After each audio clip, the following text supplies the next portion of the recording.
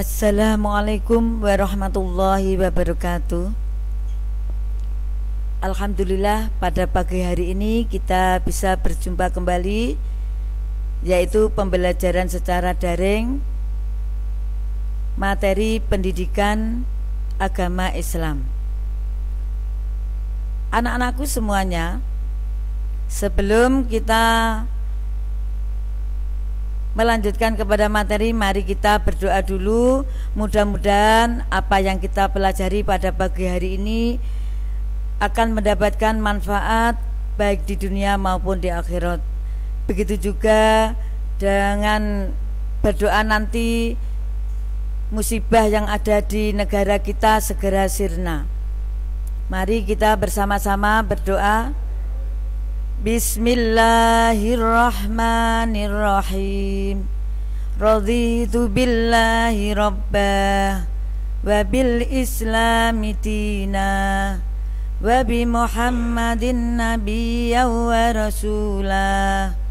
Rabbi zidni ilma warzuqni fahma bi rahmatika ya arhamar rahimin. Amin. Anak-anakku, pembelajaran kali ini mengulangi materi minggu lalu, tapi ada tambahan sedikit, yaitu dalil-dalil tentang Asmaul Husna. Materi yang lalu yaitu berjudul Lebih Dekat dengan Allah yang Sangat Indah Namanya. Next.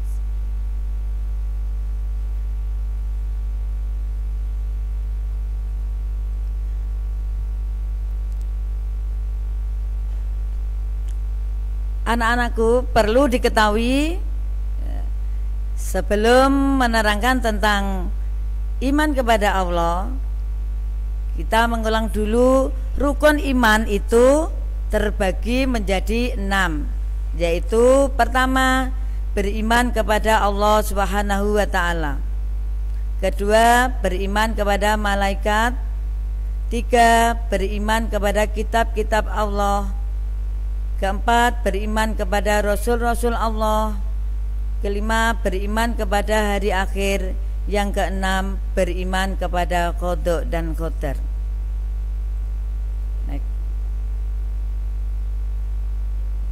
Yang pertama yaitu iman kepada Allah. Kemarin sudah saya terangkan, tapi kita mengulang lagi sehingga anak-anak dengan belajar, dengan belajar lagi, sehingga apa yang kita pelajari lebih mendalam lagi. Pertama yaitu iman. Menurut bahasa artinya percaya atau membenarkan, yaitu percaya kepada Allah, membenarkan adanya Allah. Iman menurut tauhid berarti kepercayaan yang diyakini kebenarannya dalam hati, diikrarkan secara lisan dan direalisasikan dalam perbuatan. Berarti orang yang beriman mempercayai di dalam hati, hatinya percaya bahwa Allah itu ada, diikrarkan dengan lisan, diucapkan dengan lisan bahwa Allah itu ada, dan direalisasikan dalam perbuatan. Apa yang kita perbuat hendaknya sesuai dengan apa yang diajarkan oleh Allah. Berarti percaya dengan sepenuh hati bahwa Allah itu ada, diucapkan dengan lisan dan diamalkan dalam perbuatan sehari-hari. Sekarang pembuktian eksistensi Allah. Bukti adanya Allah itu kita lihat berdasarkan dengan dalil. Dalil itu dibagi menjadi 2, dalil akli dan dalil nakli. Dalil akli, suatu pembuktian oleh akal untuk mencapai sebuah pembenaran yang bersifat pasti akan eksistensi dan kekuasaan Allah. Berarti dalil akli itu dalil yang bisa dijangkau oleh akal manusia. Itu namanya dalil akli. Contoh keteraturan alam semesta. Berarti alam semesta, ya, ada siang, ada malam, itu bukti bahwa Allah itu ada. Yang kedua, dalil nakli, yaitu suatu berita yang bersifat pasti yang memberitakan kepada kita tentang keimanan pada Allah. Contohnya adalah ayat-ayat Al-Quran dan hadis. Berarti ayat Al-Quran yang menerangkan tentang keimanan kepada Allah itu disebut dalil nakli, dalil yang berdasarkan Al-Quran atau hadis. Kalau Quran biasanya disingkat dengan QS, itu berarti dalilnya berdasarkan Quran surat.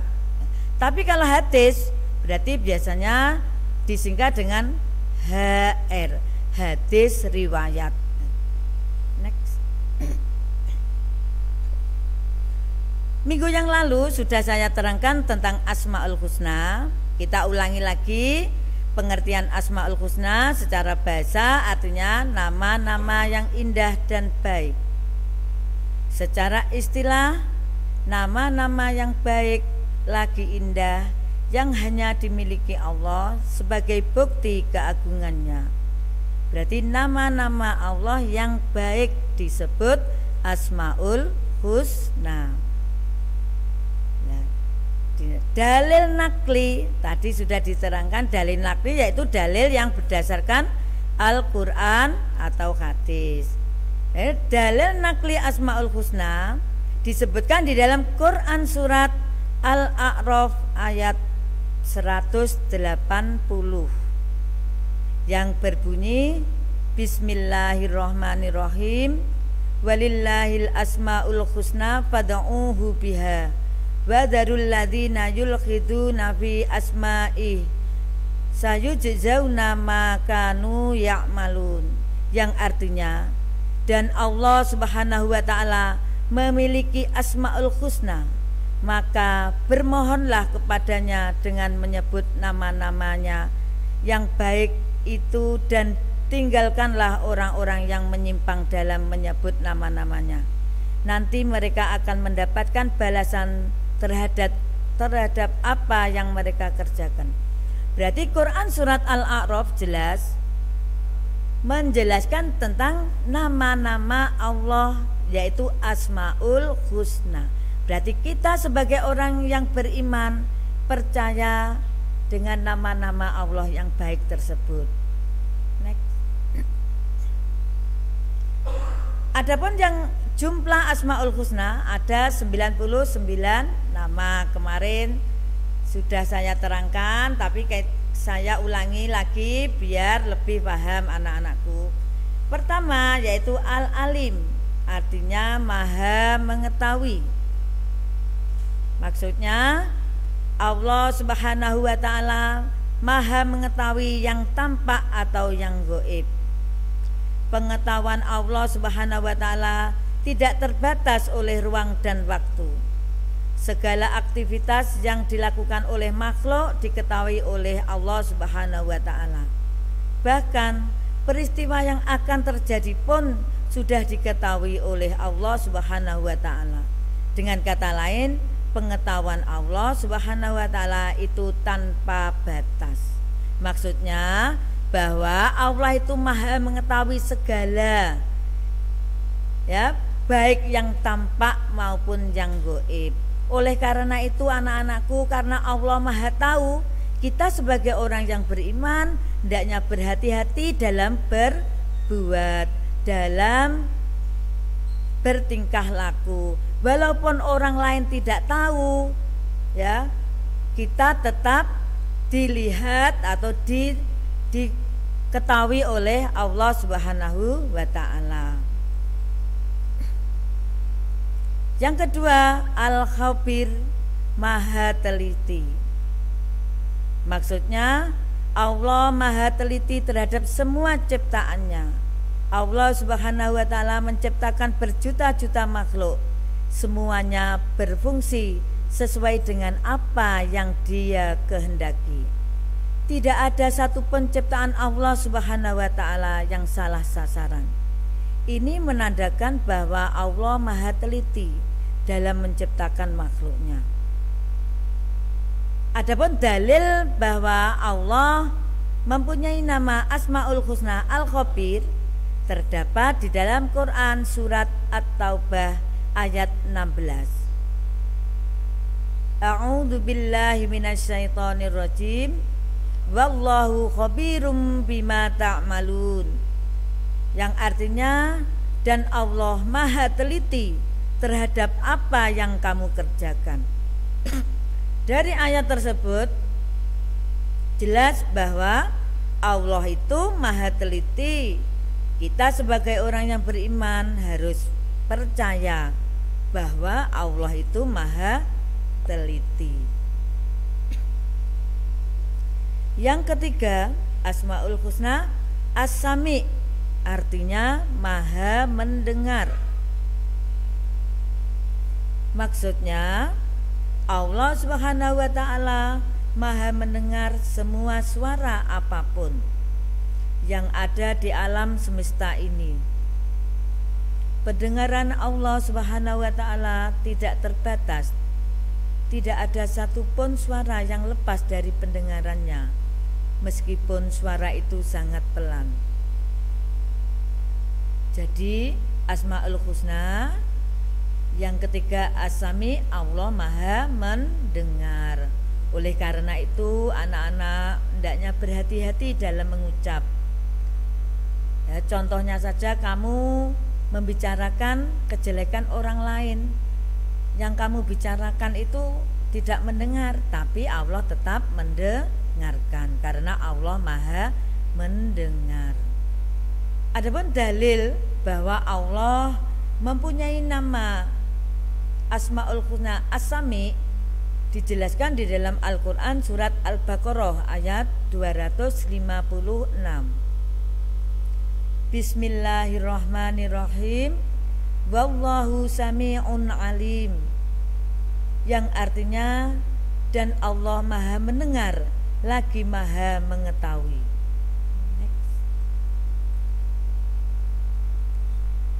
Adapun perilaku yang sesuai dengan Asmaul Husna As-Sami,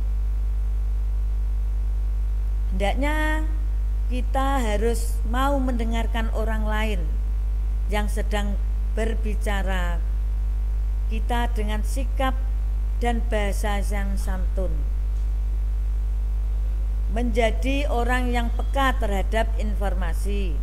Kalau kalian mendengarkan suatu berita, kalau belum tentu benar, jangan sampai disampaikan kepada orang lain. Itu berarti keteladanan bahwa Allah maha mendengar. Berlatih untuk dapat memilah informasi yang baik dan yang buruk, yang hak dan yang batil. Yang keempat, Al-Basir, artinya maha melihat. Allah maha melihat segala sesuatu, walaupun lembut dan kecil. Allah subhanahu wa ta'ala melihat apa saja yang ada di langit dan di bumi. Bahkan seluruh alam semesta ini dapat dipantau. Hal ini sesuai dengan Quran surat Al-Hujurat ayat 18. Bismillahirrahmanirrahim. Innallaha ya'lamu ghaibas samawati wal ardh wallahu basirum bima ta'malun. Sesungguhnya Allah mengetahui apa yang gaib di langit dan di bumi, dan Allah maha melihat apa yang kamu kerjakan. Jadi ayat ini jelas bahwa Allah itu maha melihatnya. Tapi kalau penglihatan manusia itu sangat terbatas sekali. Oleh karena itu, sebagai orang yang beriman kepada Allah, hendaknya dalam berbuat segala sesuatu kita hendaknya harus berhati-hati. Perilaku yang sesuai al-basir, berusaha semaksimal mungkin untuk dapat melihat peristiwa-peristiwa yang terjadi di alam ini sebagai bahan renungan akan kebesaran Allah. Pandai dan cermat dalam memandang berbagai persoalan di sekeliling kita. Yang ketiga, introspeksi diri untuk melihat kelebihan dan kekurangan kita sendiri agar hidup menjadi lebih terarah. Minggu yang lalu sudah saya terangkan tentang fungsi iman kepada Allah. Kita ulangi lagi. Fungsi iman kepada Allah, satu, dapat menyelamatkan seseorang dari segala sesuatu yang menimpa diri, karena orang yang beriman akan ditolong oleh Allah. Yang kedua, hati menjadi tenang, tidak gelisah, karena orang yang beriman kepada Allah segala sesuatunya dalam berbuat, dalam bertindak, yaitu yakin bahwa segala sesuatu itu sudah diatur oleh Allah, sehingga tidak akan gelisah. Yang ketiga, dapat mendatangkan keuntungan, karena orang yang tidak beriman akan selalu berada dalam kerugian. Ini sesuai dengan Quran surat Al-Asr ayat 2. Yang ketiga, saya ulangi, yang keempat, sebagai pengendali perilaku yang dilarang oleh Allah. Karena dengan beriman kepada Allah, perilaku seseorang itu akan terkendali. Karena apa? Segala sesuatu merasa takut, karena apa yang kita perbuat dilihat oleh Allah, diketahui oleh Allah, maka akan bisa mengendalikan perilaku tersebut. Yang kelima, dengan iman kepada Allah untuk mendorong seseorang dalam beribadah kepada Allah. Dengan beriman berarti kita lebih dekat, dalam beribadah lebih dekat kepada Allah, lebih khusyuk lagi. Yang ke-7, sebagai penyesuai diri bahwa pada hakikatnya manusia adalah lemah dan tidak berkekuatan jika dibandingkan dengan Allah. Karena manusia itu lemah, tapi Allah maha segalanya. Next. Demikianlah materi ya. Yang kedua, mengulangi lagi tentang iman kepada Allah. Apabila dalam menyampaikan ada hal-hal yang kurang berkenan, saya mohon maaf yang sebesar-besarnya. Wallahu muwaffiq ila aqwamit thoriq. Wassalamualaikum warahmatullahi wabarakatuh. Untuk tugas, ya ini anak-anakku, untuk tugas ini nanti ditulis saja di dalam buku catatan, tidak usah di lembaran. Untuk pengumpulan tugas, tunggu informasi dari wali kelas masing-masing. Yang penting sekarang kalian kerjakan tugas tersebut. Sewaktu-waktu ada info, kalian segera mengumpulkannya. Demikian dari kami.